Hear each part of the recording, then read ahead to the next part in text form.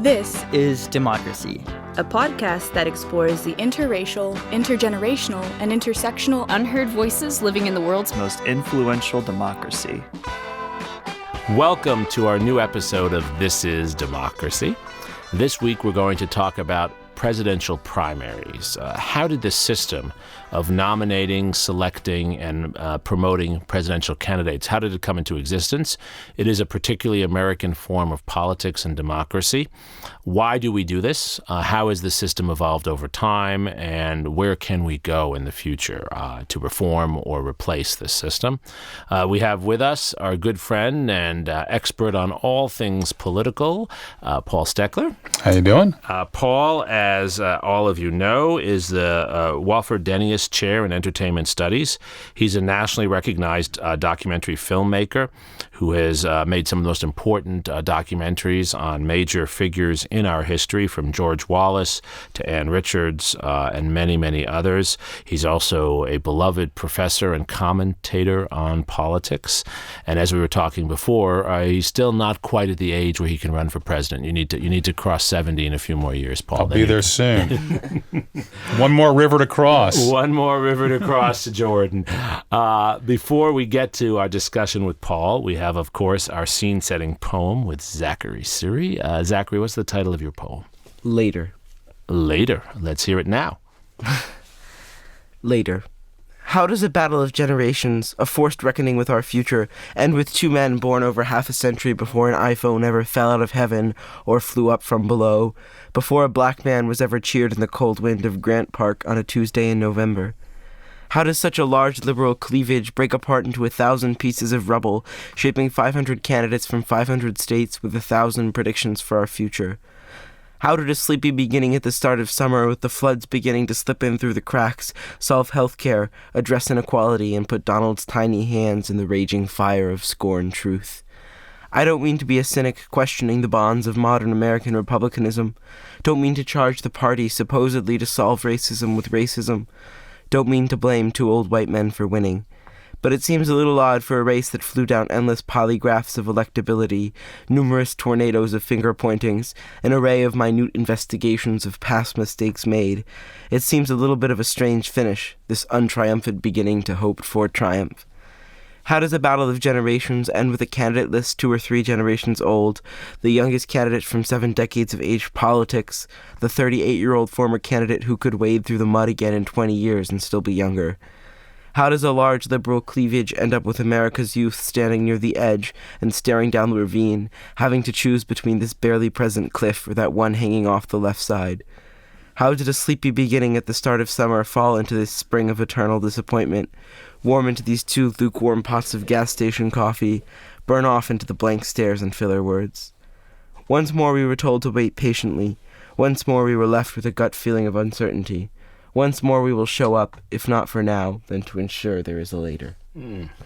Lots of references in there, Zachary. What is your poem about?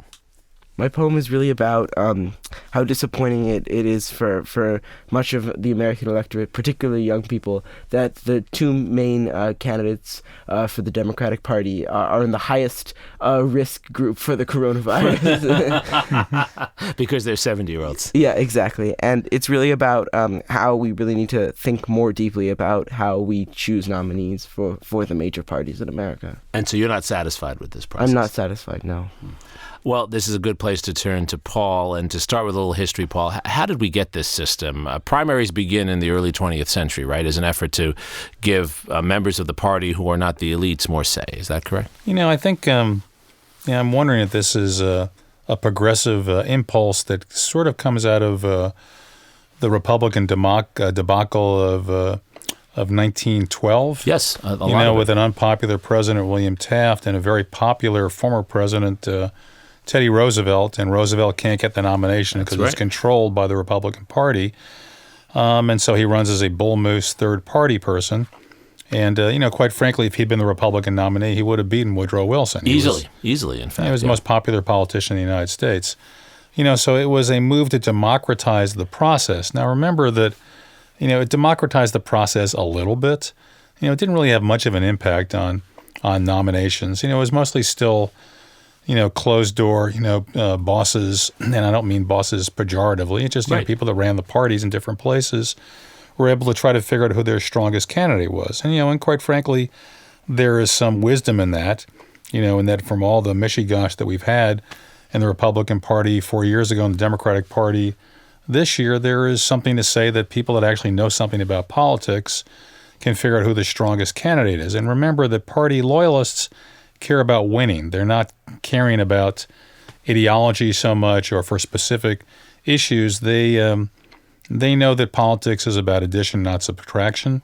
And addition a lot of times is compromise. Yes. And it produces better candidates.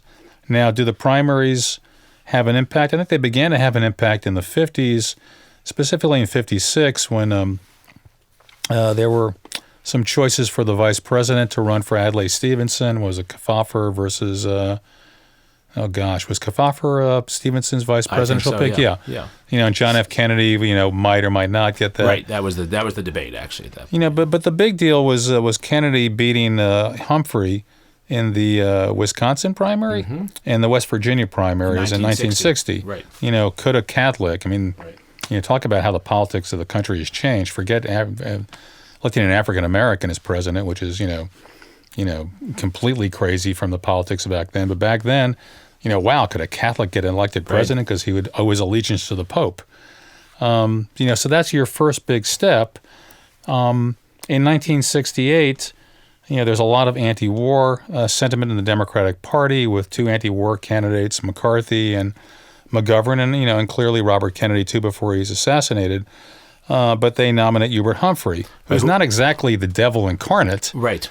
But a lot of people in the party go, this was not fair. Well, he did not win a single primary. I'm not even sure he even entered any primaries. Right. So this really blows things up in a certain way. Right? As in all things, when a party loses, a lot of times the pieces are picked up by other parts of the party.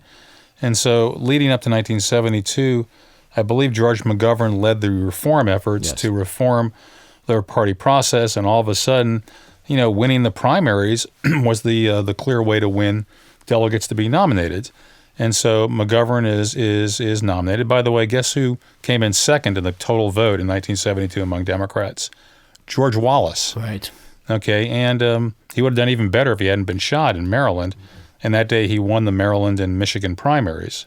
On an anti-busing. Right. And this is all in your documentary for those who That's haven't true. seen George Wallace Setting the Woods on Fire, a fine film. After McGovern gets creamed, because as much as he was a lovely person, I very fondly remember a dinner I had with him in New Orleans years later.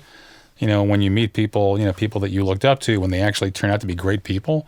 And he was so sweet. That hasn't happened to me yet. No, I remember I'm wandering in the French Quarter, and we wandered into a jazz bar, and all the musicians wanted to meet him. No, it was just... You got McGovern drunk, didn't you? No, he was not drunk. He was not a big drinker, at least with me. But after that, the party kind of, well, actually, they didn't retool because Jimmy Carter came out of nowhere winning primaries. And remember, his big deal was that he was able to slay the George Wallace Dragon in Florida, but nobody took him seriously as a candidate. And after he did that, he was able to roll through. So, it's hard for me to say that this is a bad or a good product. Donald Trump was not exactly what you would expect to come out of the 2016 primary, unless you were thinking about it really strongly. He had a strong base, and clearly a lot of those people, the governors and senators, were kind of Lilliputians in terms of candidacies. They were terrible candidates. And they also knocked each other out, which was part of the issue as well, right? Yeah, but then just none of them were very good. Okay, it's there are certain people that are good. Okay, Barack Obama was a great candidate. Now, we tend to forget that in 2008, in a fair fight, he might have lost to Hillary Clinton. What happens there is that Hillary Clinton spends all her money early, and she runs out of money. And Obama is able to organize all those caucus states. Right. So essentially, they fight fairly evenly in the primaries. People tend to forget that she won Texas and Ohio the same night. That's right. But essentially, he was fighting by himself in the caucus states. So when you have a close fight in a primary, you get 10 votes, I get 8 votes, but if you're in a caucus and you sweep, you get 20 votes and you get a bigger margin in Idaho, or Wyoming than you actually get in Ohio or Michigan. Right. So he played the game better. It's kind of like, and again, this is not to take anybody, to be, think badly about them. It's kind of like when you play baseball, learn how to play baseball. Right. If you're a good football player, you're not going to win at baseball. Right. So you've got to know the rules. You've got to be able to play the game. But one of the things that's happened in terms of the rules or the way the game is played is we go from a time with the early primaries, as you said so well, around the time of Theodore Roosevelt, 1912. I think the first primaries are 1901 and 1905 in Florida and Wisconsin. But we go through that period to World War II. The primaries really aren't that important. Right. Then after World War II, they're important as signaling to the bosses whether a Catholic can win or whether someone else can win. But after 1968, with the McGovern reforms, the primaries and the caucuses actually become the determining elements for who is going to be the nominee. And that's a sea change from where we are before that period. Now it seems like the party bosses struggle to have any influence at all over this process. Is that correct? Yeah, and I think that I'm not sure that's good. It's kind of like, again, people that are political pros are not idiots. They're not totally negative. They're not like stealing our, things.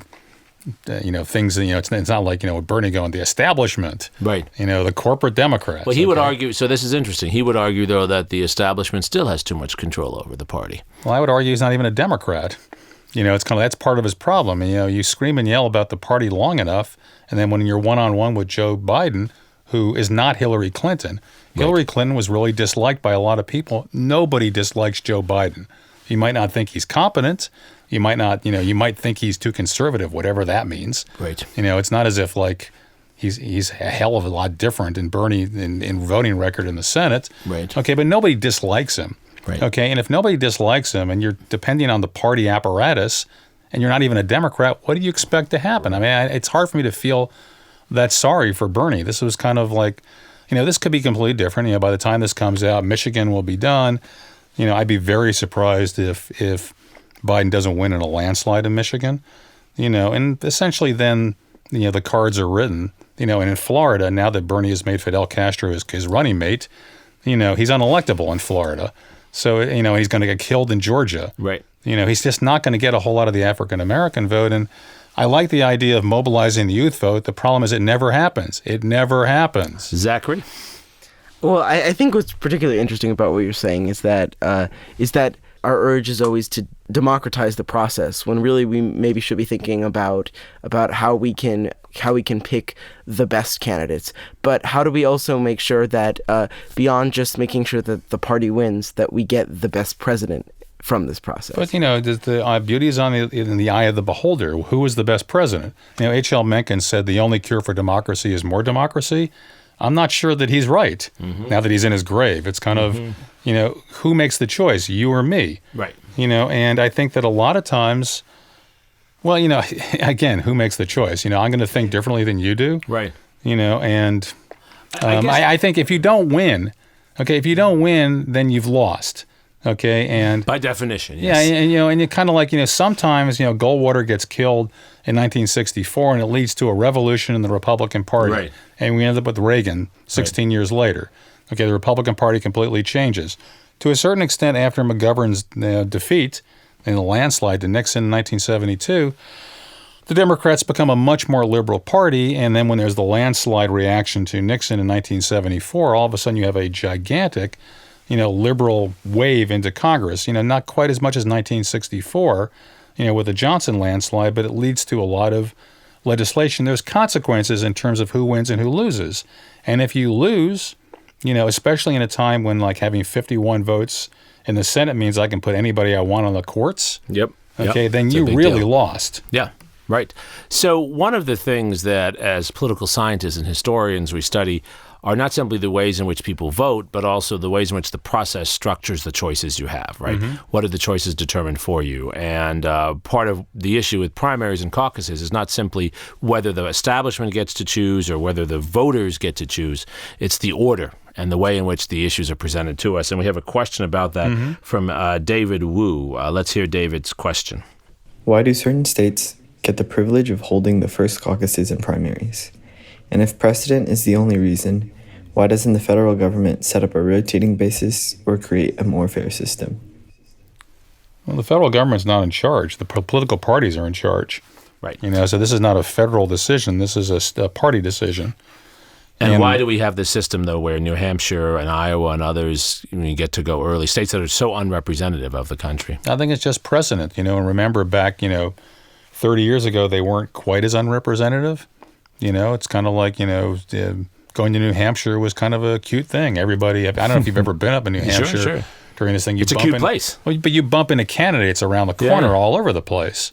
Robert Altman did that, sort of dated series Tanner 88. I remember. Yeah. Where he has a fake candidate running around campaigning. He's bumping into everybody running for president. Yeah, of course. So it's either 88 or 84, but it's it's just precedence. Now I think with the debacle of Iowa, good luck. I think Iowa's gone, and I think with so many people being pissed off, with the process of New Hampshire not being representative of the entire country. But something, you fix one problem, you get another problem. Okay, is South Carolina more representative? Is Michigan more representative? Well, sometimes. Okay, but just because you have different demographics doesn't mean that you're going to get a different result. Right. So good luck. It's kind of like you fix one thing, you solve one problem, and you create another one. But it's almost like the precedents for certain states going early empower certain groups in selecting who the candidates are over other groups in a way in which a smoke-filled room would have empowered certain bosses in a different way. Sure. And a lot of states have moved up. California moved all the way up because it used to be at the very end. Right. I remember. And it can make a decision, if it was that close, but they didn't want to be there. So they were closer up. And now have they had a lot more impact? I mean, probably not, even though, is anybody going to remember that Bernie Sanders actually won it? Mm-hmm. He won the early vote and he got creamed in the later vote. Right. That was one of the, I have been a political junkie for a long time, but the Biden comeback over whatever it was, 72 hours after South Carolina, wow. Yeah. How did that happen? How did the primary system, and these were primaries, not caucuses, how did this benefit Biden? How did he catch that wave? I think basically people were scared of a Bernie Sanders race. I think across the country, sorry Bernie supporters, they took a look at Bernie at the top of the ticket and what they saw was Republican landslide. Mm-hmm. Okay, here in Texas, find me somebody running, in a flippable seat or a seat that's actually competitive who actually had endorsed Bernie Sanders. There's a reason why they didn't. Right. Okay, because they thought, rightly or wrongly, they were going to lose with him on the ticket. They've been fighting this whole thing about you're socialists, and all of a sudden you have a socialist at the top of the ticket. Mm-hmm. So number one, fear. Number two, I think a lot of the candidates that were running out of money, actually did the Mensch thing. Essentially they said, something, Amy Klobuchar, I now understand I'm not going to win. Same thing with Buttigieg, and essentially they pulled out and they said, and none of them wanted Bernie as the top of the ticket. And so they endorsed. And I think, for the first time I've ever seen, you had this gigantic wave of people making a decision based on the same premise. The premise being, who can stop Bernie Sanders? Right. Wow, coming back from the dead, it's Uncle Joe. It's kind of amazing. Now, not that Uncle Joe, different Uncle Joe. No. Not Stalin. No, Stalin, who will be on the ticket, if Fidel can't make it. I will say, Paul, this is the least cynical I've ever heard you. So you think this was actually a case where the primary system encouraged Klobuchar and Buttigieg and others to think about the party and the interests of the country? Yeah, I guess so. And it's kind of like, you don't always have something so obvious in terms of a rational choice. Those of us that have heard about rational choice theory. And again, I don't want to dump on Senator Sanders, but this is not a big surprise. Now, again, some miracle may happen tonight, but he fought Hillary Clinton in a close race 4 years ago, but Hillary Clinton was really disliked by a lot of people, rightly or wrongly. Mm-hmm. And I think this was the canary in the coal mine for those trying to figure out what was going to happen in November. Yes. A lot of us looked at the Clinton campaign and said, a campaign that can't figure out its own slogan is actually, I agree with you. Marketing 50 different slogans to figure out which one it is. Yep. Okay, Make America Great Again may sound dumb to a lot of people. It's a pretty good bumper sticker. Right. So you think in this case that the system, and this has always been a debate, has actually helped to choose a winnable candidate? Because that's what the parties want. They want someone who will win, as you said. Not necessarily the best person, but the person who will win in November. I think it's helped to choose the candidate that I think most people, Democratic politics, think is the strongest candidate. And the irony is, we started out with most of them thinking that Biden was the strongest candidate, and we're going to end up with Biden as the strongest candidate. The precedent for this is is McCain in 2008. Now, of course, this could be a bad precedent because McCain was the strongest. He went down, he came back, he got the nomination, and he got killed in the election. Now, I think this is a different election, and basically, and tell me if I'm wrong about this, when I talk to people that know a lot more than I do, people that have run presidential campaigns, the deal is this election about Trump or is this a choice? Okay, if the election is just about President Trump, okay, it's a 40-60 thing against him. Yeah. Okay, and this is not a good, or 43 to right, whatever. And he's made no effort to reach out to voters who didn't vote for him before. As a minority president. So he's got to make this into a choice. Okay, now, clearly, he would have rather have run against Bernie Sanders. Yeah. He called Bernie a communist the other night. Right. Okay, he can do different things against Biden, but the problem with him and Biden, again, is that unless you just watch Fox News 24 hours a day, you're into conspiracy theories, or you really think that Burisma, is more important than anything else in the world, it's really hard to dislike Joe Biden. Yeah. Okay, he's one of the best liked people in American politics, especially among his peers. Right.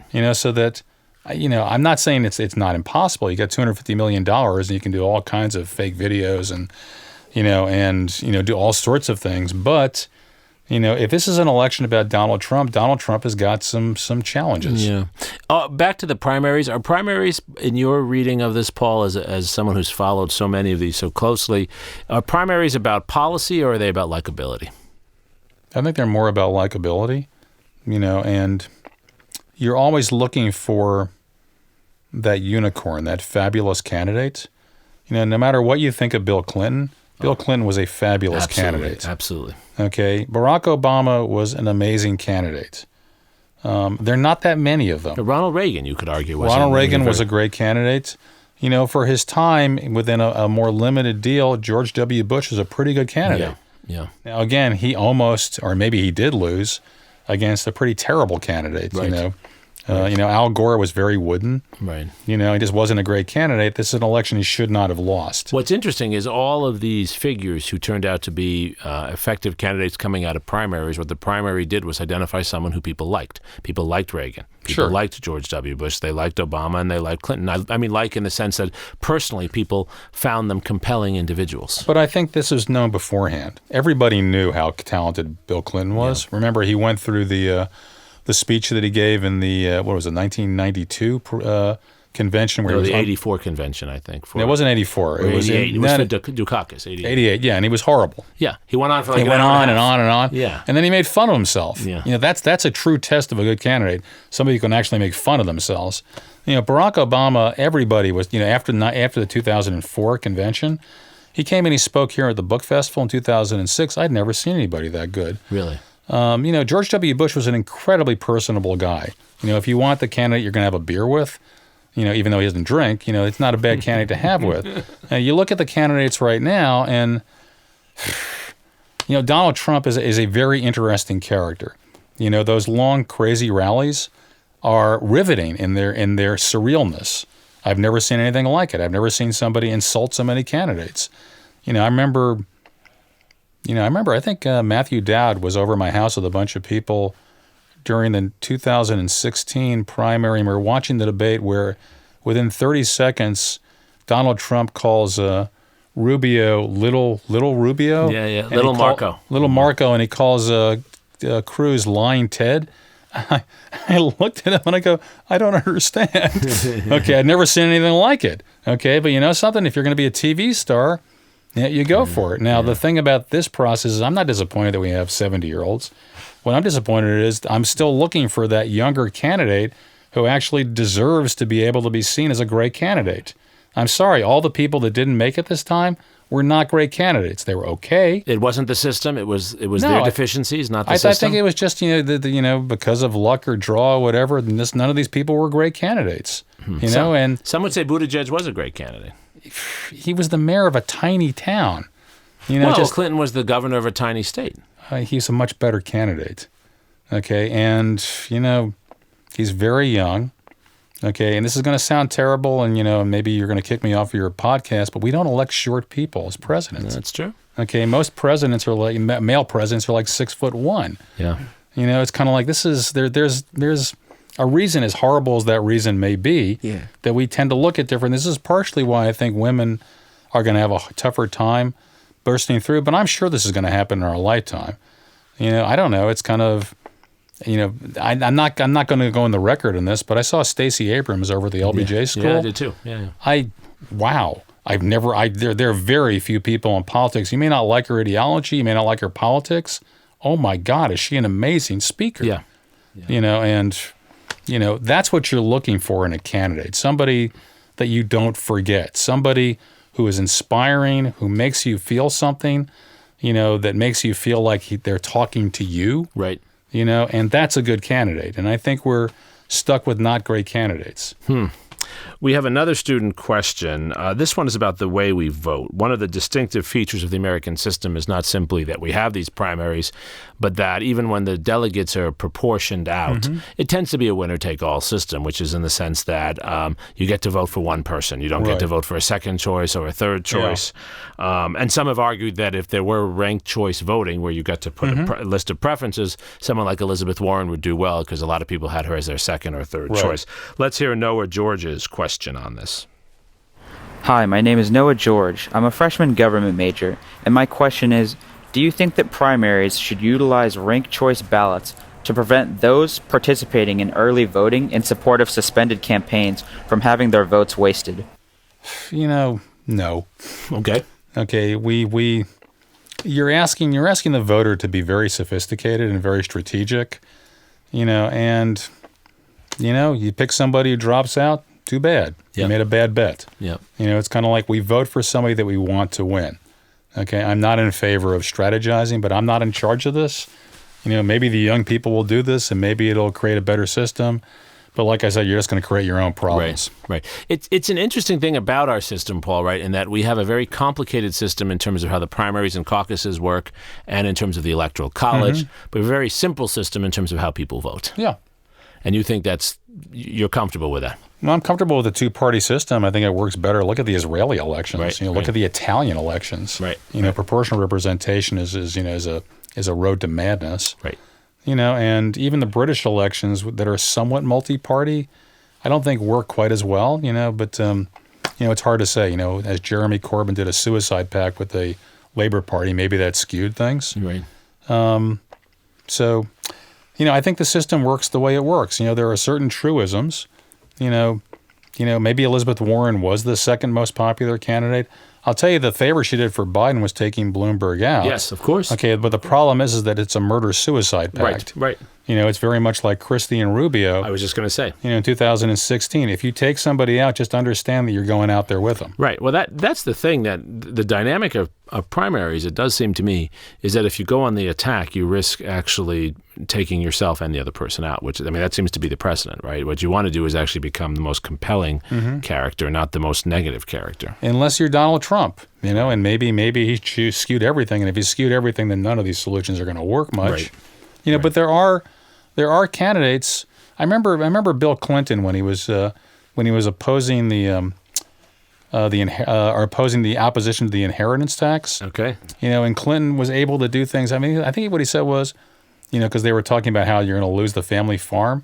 And he goes, I don't think there was anybody who was on a tractor that would be hurt by this bill. It's kind of like, this is what a good candidate can do. It's what a good communicator can do. Absolutely. It's like one of my favorite moments is when Franklin Roosevelt calls his Republican opposition the horse and buggy politicians and says, we're moving into the modern world. We need a modern government, right? Part of it is being able to make these issues vivid for people, right? And your point earlier, I think, is one worth stressing. The primaries and the caucuses, especially in small states, they provide local citizens, like citizens in New Hampshire, a unique opportunity to actually meet all the candidates. Yeah. And there is something to that. There is something to that shoe leather politics, right? Yeah, hope like in a system like Iowa, they can actually figure out how to run an election. Well, that's another story. Zachary, what do you think? Do you think there is some merit? This is a far more positive view. This is an unprecedented podcast where Paul Stekler is less cynical than you on the primary system. What do you think? Are you persuaded, or you still think we need to change the system? I'm persuaded that the system is in many ways a practical system for winning an election as a party. The premise I disagree with is more, I think, that at least for younger people in American society, we think less about party and victory for a candidate and more about where we want the country to go. And I think the issue is that in some ways that disregards the realities of politics, which are that we need in some ways a compromise candidate. We can't always get what we want. But I also think there needs to be a way, as young people who feel this way become the majority of the Democratic Party, for us to take this into account and to focus more on policy. And that may be through the party, that may be through more democratic primaries, but we definitely need to continue to look at these processes. Right. And it does seem like the order of our primaries gives a certain advantage to certain kinds of candidates. Yeah. Julian Castro, I think, was accurate, and I think Bloomberg echoed this as well by saying that starting out in Iowa and New Hampshire, you give white voters quite a lot of say. Mm-hmm. It takes a long time to get to a state where you actually have a large number of Latino voters. It's really Texas is the first state where that comes up. And if you think of Latina and Latinos as becoming actually the majority minority in parts of the country, that's a pretty significant oversight in the system. Right. So, Paul, are you for reforming the system in any way? If you could be the god of primaries, what would you change in the structure, not in the candidates, but in the way they're set up? How would you change them? I don't know. I think I may change the order of these a little bit. I think Iowa has essentially, made itself, persona non grata. Yeah. But I have no flip answer on this. It's kind of like I said, I think whenever you change a process, you solve some problems, you can create other problems. Yeah, it's a wisdom. So you'd have to kind of think about this. Yep. And I think what I'm looking forward to is really better candidates. Not that these candidates are terrible, but better candidates in the future. We keep talking about how a generation is going to pass the baton, and if anything, they're gotten older this time. Absolutely. Okay, but we're, me and that cohort is going to die sometime. So essentially, there's got to be better candidates. It's always hard. You look at people are going, Nikki Haley is going to be a great candidate in 2024. Well, maybe. You look good on paper, but sometimes looking good on paper doesn't actually actualize itself in the real world. Sherrod Brown, I thought, was going to be by far the strongest candidate. For me, if Brown was the candidate, I think the election is over. Just because he's a progressive who doesn't sound too liberal, and he's been able to win in Ohio. Right. And very popular, he's charismatic, and he decided he didn't want to run. Now, I think there's logistical reasons for that. So who knows? It's kind of like if you don't run, you can't win, and even if you do run, some of this is luck. Right. Some of it's the moment. Right, there's certain moments. I mean, Jimmy Carter is the candidate of post-Watergate, right? There's no doubt about it. He doesn't win a primary. He wouldn't win primaries in the early 70s or in the 80s. But he chose the right time. Barack Obama was thinking maybe I shouldn't run in 2008, and Tom Daschle said, this is your moment. And quite frankly, Elizabeth Warren's moment was probably 2015. Right. When Bernie said you should run. Right. That makes a lot of sense. Zachary, let's close with you here. What do you think we can do to get young people more interested in the system? Paul has laid out for us not just the virtues of the system, but the reasons why the system exists the way it does for choosing our candidates. And if we're going to get better candidates in the system, we do need to have more participation from young people. And so far, there's been more participation by young people, but they haven't really dominated these primaries in the way they could have. That was Bernie's hope. How can we get young people more involved in this process? Well, I think what it really starts with is exactly what you're talking about, which is getting better candidates in the race. We need a candidate that doesn't, like Bernie Sanders, only speak to a specific group of young people or a specific group of disenfranchised voter. We need candidates who can speak to both groups. And I think that's what sort of going back and talking about some of these stories of older candidates really tells us, and that is that we need candidates who are charismatic and who can speak to these issues and make young people feel like they matter. And I think as we need to encourage younger people, not necessarily Peter Buttigieg, but people like Peter Buttigieg to run again and to make sure that their voices are heard. So in your sense, Cory Booker, Peter Buttigieg, Julian Castro, Kamala Harris, they were just a little too early? Yeah. I also think that we need to find a better young person to carry, to take that baton. Great. Well, we're all waiting for you, Zachary.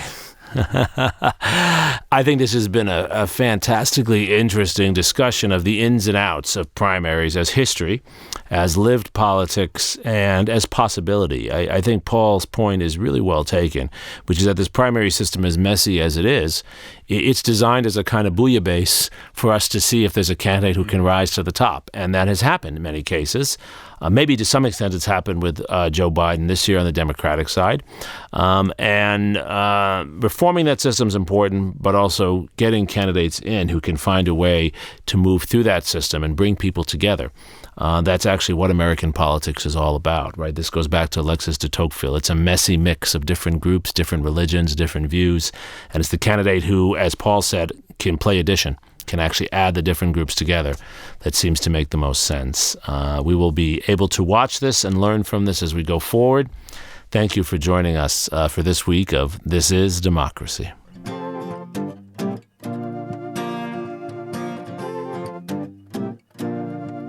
This podcast is produced by the Liberal Arts Development Studio and the College of Liberal Arts at the University of Texas at Austin. The music in this episode was written and recorded by Harrison Lemke, and you can find his music at harrisonlemke.com. Subscribe and stay tuned for a new episode every Thursday featuring new perspectives on democracy.